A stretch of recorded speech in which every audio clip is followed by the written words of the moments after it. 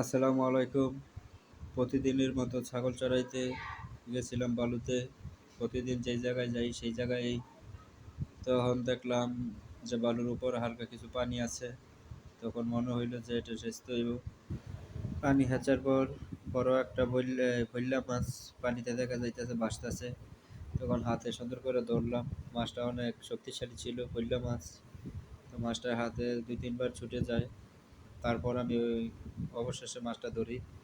মাছটা অনেক মাশাআল্লাহ অনেক সুন্দর ভৈল্লা মাছ। তো আমি কল্পনা করি নাই যে ভৈল্লা মাছটা আমি এই এতটুকু পানির ভিতরে পাবো। কষ্ট বিদায়, বেশি কষ্টের পর এই ফলাফল ভালো। অনেকগুলো মাছ পাইছি আলহামদুলিল্লাহ। তো ভৈল্লা মাছটা আমার কাছে অনেক ভালো লাগছে।